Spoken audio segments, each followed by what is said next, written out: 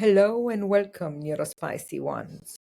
This episode is a special one. Nick Dean, who you will meet, has had an incredibly interesting trajectory to finding his need for advocacy and to finding his true self and his authentic neurodivergent identity. But what is super interesting is what he has done with this advocacy once he had the occasion to do so, which is that he has created a community called Neurokindness, which I encourage you to check. And he has also, and most interestingly, just worked through an empirical study and poll of various neurodivergent individuals, maybe the largest of its kind that I know of in the last 18 months. About 1,200 people and professionals who are late diagnosed have answered the questions he had in the study. So I encourage you to go look at the study as well. So look up Nick Dean on LinkedIn and everywhere else, and obviously go to Neurokindness that we mentioned several times. And please listen to this episode. It's one that I think holds a lot of keys to where we could be moving forward.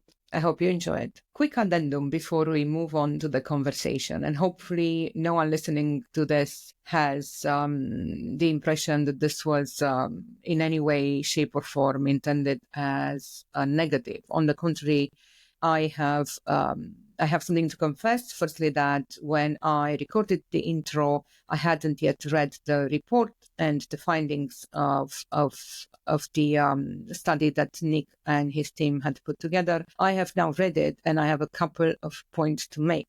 Not all of them are positive, but I don't think in our community we always need to be fake honest. So we can be just authentic and tell it like it is. First off, I'd like to point out that Nick has made all of the addendums and all of the warnings and all of the he's made sure that we are clear that this is empirical research. With that said, one of the things that I haven't seen him call out at all is the fact that there seems to be, to me, a heavy slant towards a female audience and a very heavy slant towards a UK audience. That in itself makes the report very different for my listeners. So hello, everyone listening to this who's listened to all the other episodes. Over here, I know that I have people listening from Australia, from New Zealand, from Canada, and of course we have our US friends alongside Europe. But what we don't really see in Nick's report is a reflection of some of those areas, that which makes it incredibly hard to generalize some aspects of it. So with that said, in the sense that I don't believe these are findings that would hold across Europe. I do not believe they apply for Australia or Canada, but I think they are interesting, at least for the UK market, and obviously some of the US. So I think what's really interesting in the report is the mention of, and the one that I would like to focus on the most is the mention and the prevalence of signs that there is heavy shame and heavy stigma around neurodivergence. This is not news to us. We have talked about this on this podcast extensively. Almost everyone coming on as a guest would be someone that has experienced these feelings themselves. They have been ashamed. They have been afraid to disclose. They have gone through the roller coaster of emotions that comes with being late diagnosed. And we know what toll that takes on individuals, and we know we understand how different work careers have moved depending on the different times when this was diagnosed and the attitude that the workplace has had towards it. So we talk about autism stigma and autism shame a lot on this podcast. I, for one, have the very adamant attitude that we must fight it with full disclosure, proud disclosure, and a view that neurodivergence in the corporate world, at least, or neurodivergence that has been late diagnosed in people that have been on a trajectory of either their passion or their career until then, is to be disclosed so that we can empower and pave the road for people that have less of a runway from society. So I find this rhetoric of condemning ableism with no way of being super forensic about the nuances of it to be probably damaging for our community. So I would say, I think the things that make us a lot less tolerant with each other, including our attitude towards whether autism is a win or a loss, and I will come back to this as to why this is happening to our community, are dividing us. My theory is that the reason this is happening to our community is that we are also very black and white. We believe one thing or the other. It has to be one extreme or the other. We are also prone to having less patience for the nuanced and great thinking. And so it has to be that autism is necessarily a curse or necessarily a talent, and it's neither, of course. It's all of those. We all know that we've had a little bit of each of those feelings over our careers and our lifetimes, and we all know that the feelings that ableist accusers are against are feelings that we have all had. And of course, in a fair and perfect society, we would simply feel the way we feel and make sure that those around us, including our work, our relationships and so on, are able to accommodate for all of our intrinsic manifestations. But the reality is that we have already, all of us, agreed to some convention, and some of that convention happens in the workplace. And the manifestation of us having to mask so heavily in the workplace are, of course, the numbers that you will see in the burnout statistics that Nick has in the report. I mean, again, taking the participants with a grain of salt, the frequency of burnout was of multiples. These are people, if I remember correctly, between 40 and 49. So very, very young to have had multiple burnout instances with incredibly devastating results, so to speak, on their work lives, and the fact that they have had to leave employment, they have had to change work course, they have had to sometimes feel like they've withdrawn from society and have developed comorbidities of other mental health issues, as we all very well know that burnout can and does play a number on all of us. And then there's a lot of statistics that are super interesting on the time that it takes to recover for most people, and the ways in which work and society can empower those rapid and healed recoveries. But I think what's also interesting is to remember that while this perspective was a little bit skewed, the 60 to 70% answers consistently around stigma and shame around autism and in general around shame around mental health, are obviously part of the same issue, but they are also a much more internalized shame. And I will say this for those that accuse me and others of being self and ableist towards ourselves and others.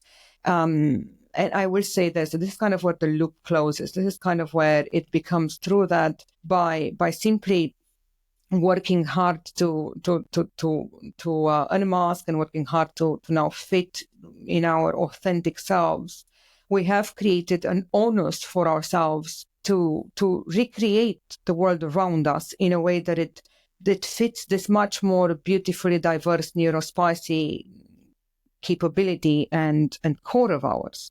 So we are now part of this to-do. We are part of this massive change we have on our hands.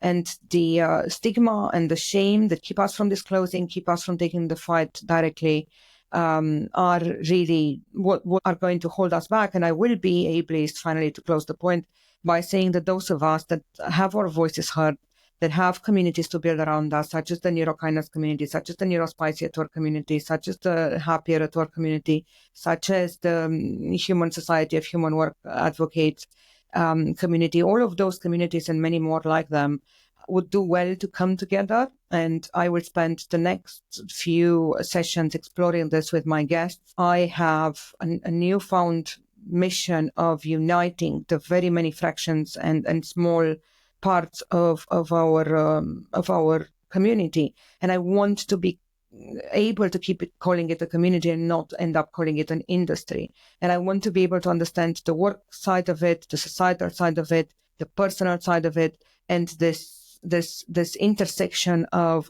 work burnout and autistic burnout. And I want us to celebrate and empower those that have masked so far and now found out. They, I feel, deserve the platform to talk about how they feel, to talk about where they're going, to shake this shame and transform it into pride, because they have gone as far as they have went, and then to kind of shake the pride or the shame and the introspection, the navel gazing, and get into action, spring into where they make a better world for everyone else with their stories. That's the mission of this podcast. I'm sure that's the mission behind the study as well, but I wanted to make those points. So now please listen to Nick and my conversation, and hit us up with comments on LinkedIn and on all our other platforms. Thank you for being there. Thank you for thinking about this. Thank you for considering shaking autism stigma. Thank you for disclosing. Thank you for being honest with yourself. Thank you for seeing yourself, others, and for being compassionate enough to care, listen, and move forward. Hello, everyone, and welcome back to NeuroSpicy at Work. As you heard in the introduction, Nick has a very interesting history, and I encourage you to go ahead and read more of what he's writing. He's one of my favorite writers these days. I haven't said this to him, but yeah, so you heard in the intro why we're talking today, but thank you so much for accepting the invitation. You're welcome. Yeah, lovely to be here. Excellent. And we were just kind of hoping to chat about your journey. And if you want to tell the listeners, I know it a little bit, but I wouldn't be able to say it as well as you will, kind of how you've arrived at realizing that you are neurospicy, and how you've arrived at kind of the part of your journey you're in today, because we're not done, are we? Yeah, no, far from it. Yeah, it's given my age. It's a long story, but I'll condense it down as short as possible. So I was diagnosed with OCD at 11, which was the foundation of everything. 2 years ago, which obviously there's a big gap between 2 years ago and 11. 20 years or so? And some. I could really feel that I just knew that something was always not right. It just wasn't comfortable. And the more I investigated into it, the more I felt potentially it was autism. During this time, I had built several businesses, very successful businesses, and it never felt right. I did it. I cracked on. I've got a very, very strong work ethic. So went through the autism process with privilege. I did it through private means in the UK. The waiting lists are huge, but I felt it was something that I needed to do, so I pressed on, and that came back positive. It was interesting, within the assessment notes, the first note was a recommendation to undertake an ADHD assessment. Which I did the thing of going, I'm not interested in that. I wasn't the kid at school that used to run around and, right, that kind of very stereotypical unruly thing. Yeah. I was unruly, but I didn't run around. I was very unruly. I was kind of like, I've got enough on my plate. The OCD, the autism, I'll get my head around it. I don't think it's ADHD. I know better than that, so I'm going to crack on. It's all fine. But it turns out it wasn't all fine, because 2 years later, I was going about my work. It was within a startup, within one of the businesses that we'd founded. And I was about to head into an investor meeting, and I just had this moment of, I can't do this. I literally can't do it. And I kind of felt during the year that something wasn't right. And it was building and building. I'd started to become very unproductive at work. I reflect back now. I'd stopped drinking water. It sounds really, we say strange things, when you're like, why would you do that? But you just forget to do things. And sure, anyone listening just can't relate. Yeah, and there was a real fog. And I was like, this is not right. So I said to the startup, I was like, I can't do this anymore. Like, I can't do this. The commercial world, the challenges, the relationships. And so I just stopped. I just basically had to stop. And then I very, very quickly, within a matter of days, recognized that this was the first time I'd ever burnt out. I say I run very, very hard at work. And with that, my immediate thought came into my head about the recommendation for the ADHD. And the key thing for that was, I go into my hyperfocus, I start researching, I wake up at a ridiculous time in the morning, and it was moving from 4 o'clock to 3 o'clock and 2 o'clock. And I was like, this is right. When I wake up at 2, it's like energy, just creativity, positive. And I'm like, this isn't right. So I started, and I was like, dopamine. Okay, that might make sense. This might make sense. Okay, let me listen to that recommendation. So booked in for a comprehensive diagnosis. They do all the things that they do. And at the end of that diagnosis, psychiatrist said, effectively, it's comorbid, complex ADHD, autism, and OCD. So I was like, okay, that's fine. And well, it's not fine, but that'll do. That helps. And he said, the challenge that you've got is what you've experienced all your life is that the intersections overlap, but you can't treat any one of them the same. So you're in a constant flux of, a therapist once called it whack-a-mole. I called it something much ruder than that, but it's like this constant battle of trying to keep something quiet all the time. That was before Christmas. My immediate thought, I will wrap up, but my immediate thought was, I've got to get out of society. I need to walk dogs for a living. I never want to see a human again in my life. What's the safest place I can run to? I was doing my work on Substack, which you very kindly mentioned there, my public journal. So I've got nothing to lose. I can put it out there. And that connected me with a really, really incredible community where the value exchange was absolutely incredible, because it wasn't like a business environment. It wasn't like, what do you want from me? What do I want from you? In that peer-to-peer community, it was a lot of strangers just going, I've walked in your shoes. This helped me. Don't want anything. And it's like, wow. Okay. So to wrap up a very long explanation, that's where my heading, where my future is heading slowly is working through a not-for-profit, really important not-for-profit peer-to-peer community where we can build the bridges, because the gaps in the healthcare systems are so large. Right. There's a lot of people with absolutely nothing. So how do we allow people to be seen as a benchmark for starting? Right. I like that. That's really cool. And we should probably take this conversation offline, quote unquote, to see kind of what the intersection between what we're building is. One of the worst things I think that our community can do is to fragment and separate and everyone use a different term and so on. So I say that with our title being criticized heavily, but as long as we stand by the principles are the same, that's important. But going back to something you said really quickly, because I think it should resonate with people. And I don't believe that anyone is just one thing, right? So there's a lot of, I've written just recently a big article on intersectionality. No one liked it because it's too complex and too weird of a topic on LinkedIn. But that's where it's at. It's kind of understanding that intersection of the many things. And for us late diagnosed autistic people, it's very likely that we went through life with other things. You call them comorbidities. I would say that they're just the way in which we've compensated. And this is what we're trying to counterbalance and compensate at all times when you have several of these things in your bag. Most commonly, people are depressed and they have anxiety. Who wouldn't when you're undiagnosed and autistic in this world? So, we all feel that, I think, whack-a-mole, where you manage to sort one of them and the other one gets decompensated really heavily. And it's an eternal battle of what else do I need to do to just keep myself together as a human today. Yeah, absolutely. I think what's really interesting as well, because I think I have many theories. None of them are founded on science. I've got 2 GCSEs in art. I am not an academic. It then goes back to the problem in school and education, how we learn. But I recently did a study. I put a study out asking for input from adult neurodivergent, late-stage adults. Yeah, so we had 311 respondents in a week. Fair sample size, good sample size. What I found really interesting is, I found lots of things interesting in it, but one of the things I found interesting is that when asked for what the respondents recognised, or what they felt their condition characteristics, however we want to term it, was, the average over everybody worked out something like 2.6 per person. So it was like 311, but I was just under about 870 or something like that when you total up, which clearly said nobody just put, I am ADHD. And actually I've been in, and we know this, we're talking about it, but it's like, I've met people with ADHD and I'm like, there's not a lot of commonality here.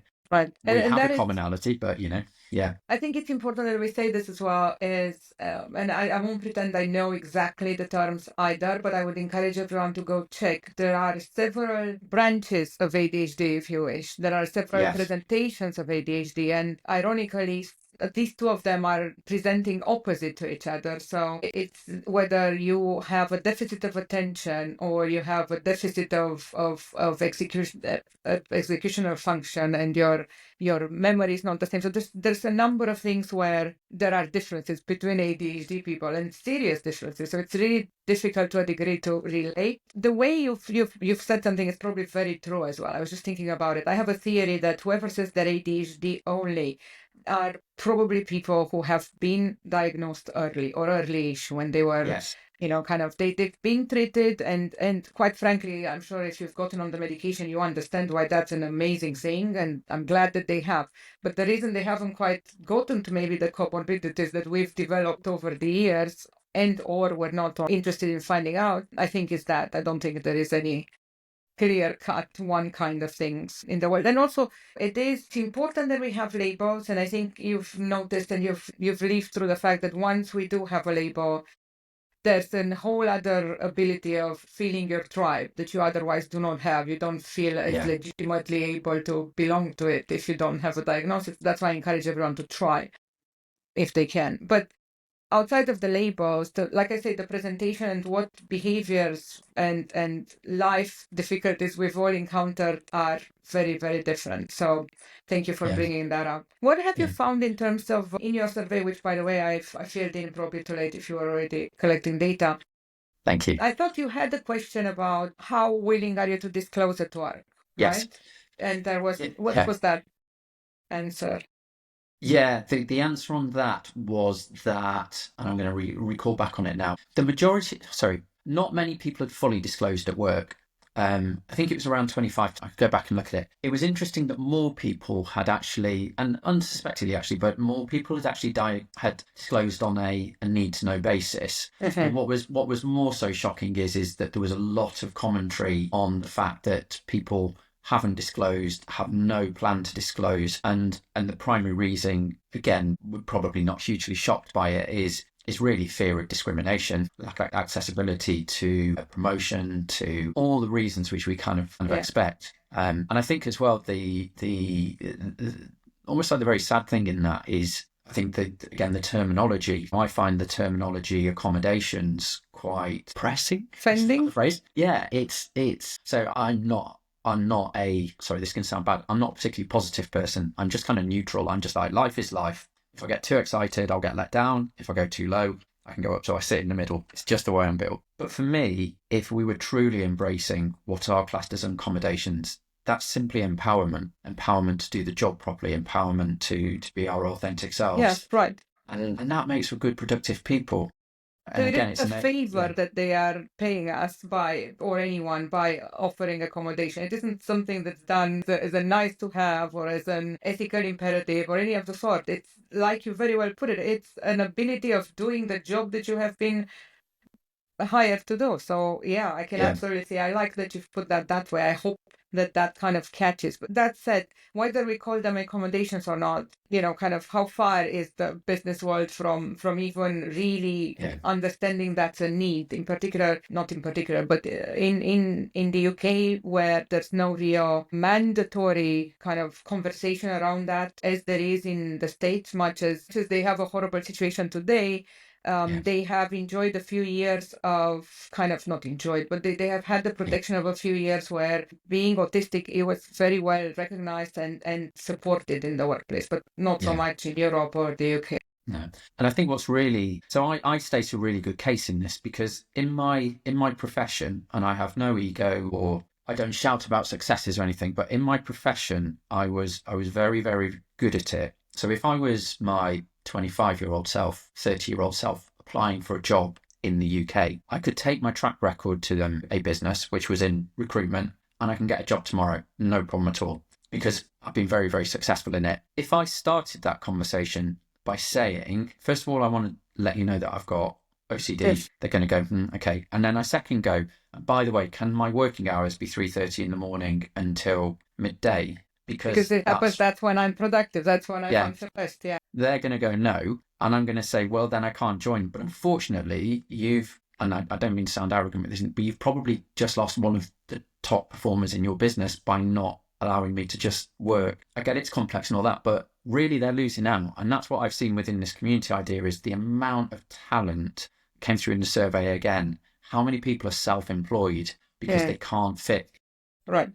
Like myself, like many people, because they can't fit into corporate environments. And they are the talent that the business is missing out on is incredible. So, and I love that you said that, because I always come back to this in almost every episode about neurodiversity being an asset for businesses, but and their incapacity of harnessing it. I love that you came back to it, but I will say it isn't a stance that's universally agreed upon by our community, if you wish.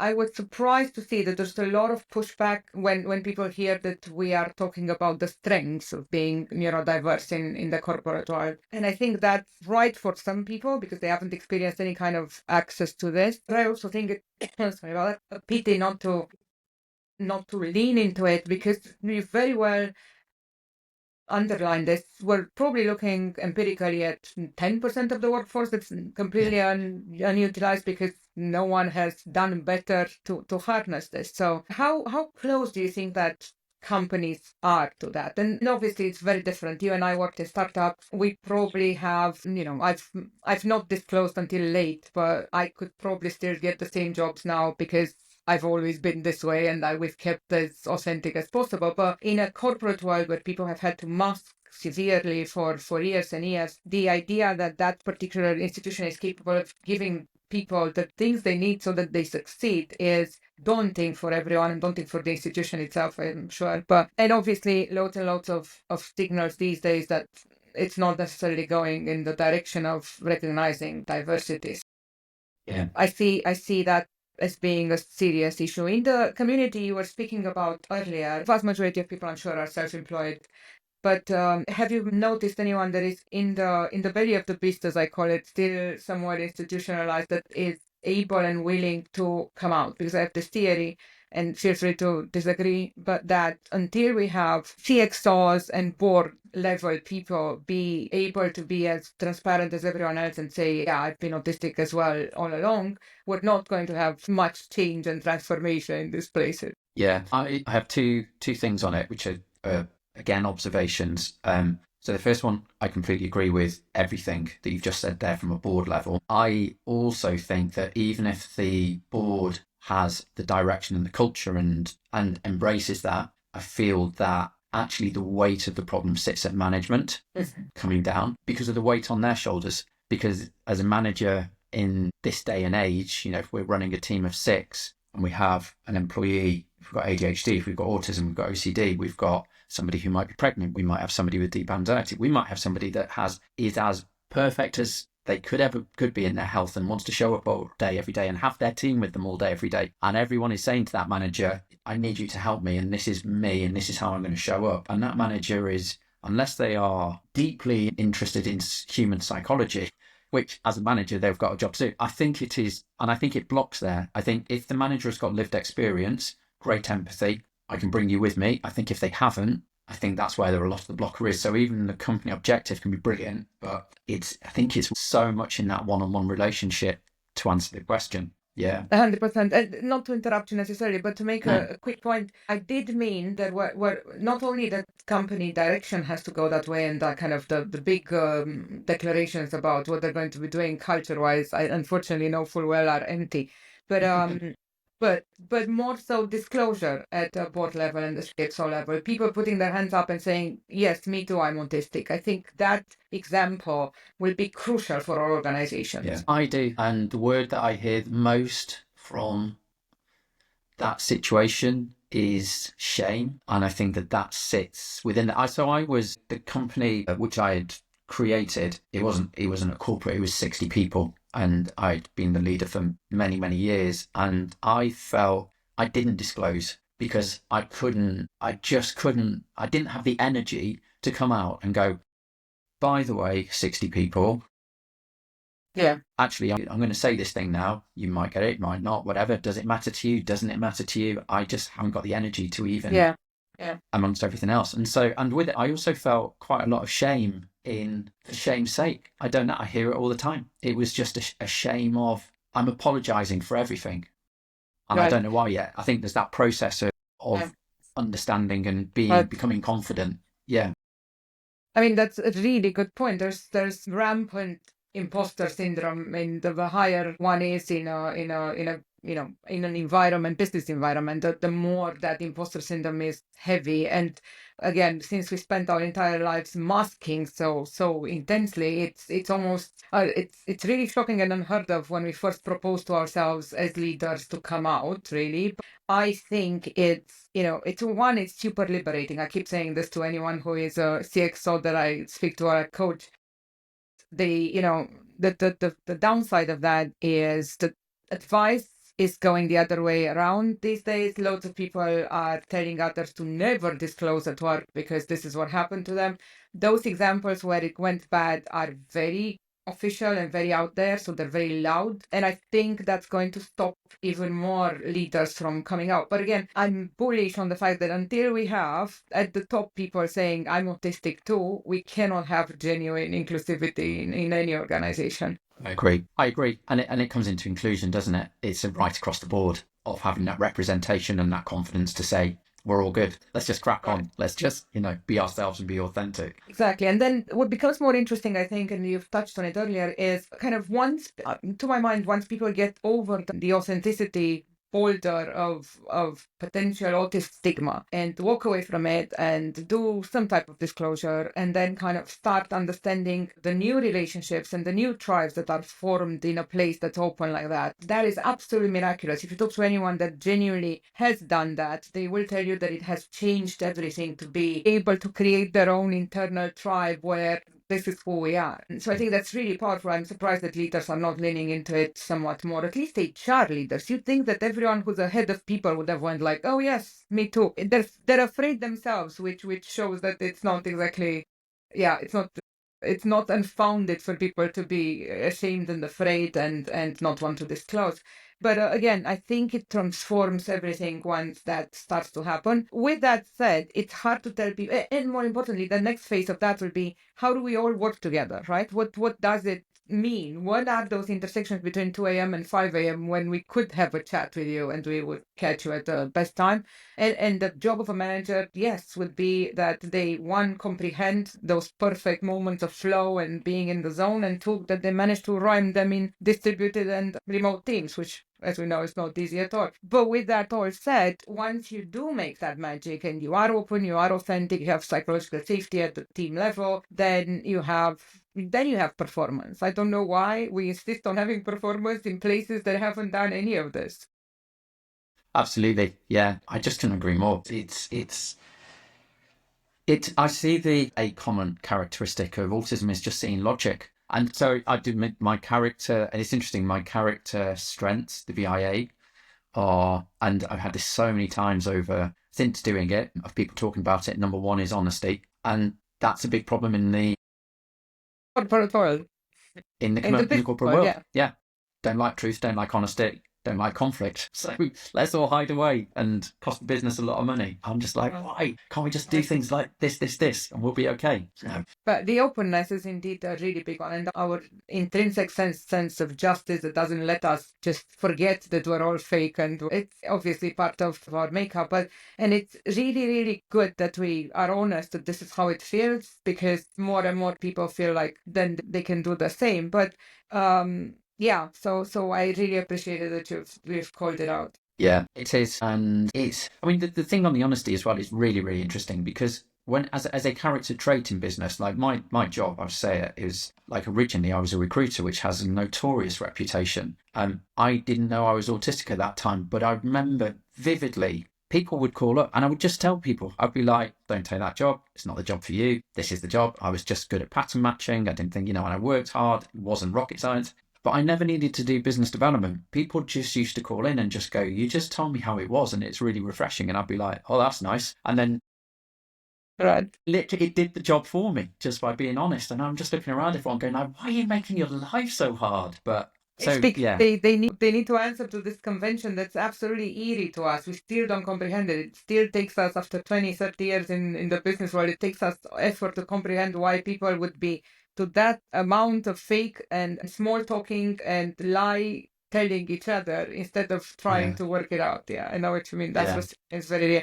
Well, something you mentioned earlier, I think it's worth trying for our listeners. If anyone listening to this hasn't tried it, go to the VIA website and do the strengths test, because that is genuinely the only reliable psychological measurement in terms of everything from character to personality. I genuinely believe there's nothing better than that out there, so it would be worth it for people to try it. So Yeah. well done for doing that one. Yeah, absolutely. And also very, very good to, I don't mind saying mine is honesty, kindness, which is good with the name because that came afterwards, and humour, which is just like, yeah, it is, but it's really good to assess from a, almost like an executive functioning point of view, how does this sit against where I am in my career? Right. And I'm really looking at, am I really using where my love is and where my key character is? Because if I am, I'm going to be happier. Right. That's the only way to really match it. I would say that should be, that there are some things that could have been transformational to have from the get-go. One, check what people are like earlier and diagnose them across the board if there is anything to diagnose. Even the term diagnose is ridiculous considering. Yeah. But secondly, once you've done that, you just need to kind of come back to what does that mean for me and how do I make my life less as an individual. And obviously that comes with a lot of autistic burnout if you've figured it out late. And as your doctor well put it, because you have 2 or 3 of these things, trying to mask for each of them has taken a different set of skills. And once we know we're autistic, that those skills just kind of disappear for a second. That's one of the reasons I tell people to be cautious with disclosure to themselves, because that is something to be wary about. Autistic burnout is hard to go through, and it's in a sense harder than stress burnout or workload burnout. But yeah, all of those are part of, once we understand how we function and we can match those. So finally, to the point, if we were to have checked that in a school environment, if we were to have checked that when people decide on their careers and have had a proper strengths test done to begin with, we would be in a different universe today. Yeah. Without a doubt. Yeah, absolutely. And I do, I mean, again, it just all begins in youth and removing the barriers there for the reason you've just said. Or we end up learning to mask. We learn to mask. We fall into challenges. We become frustrated. Yeah.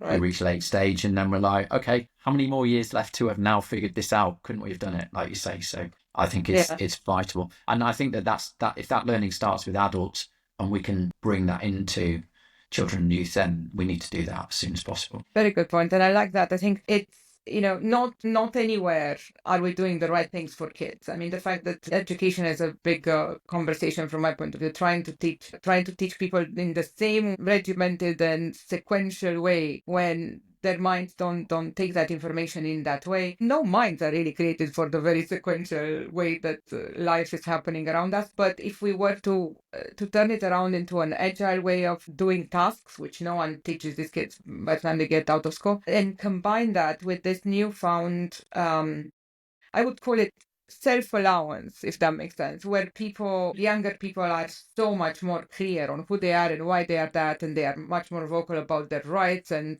anti-ableism and so on and so forth.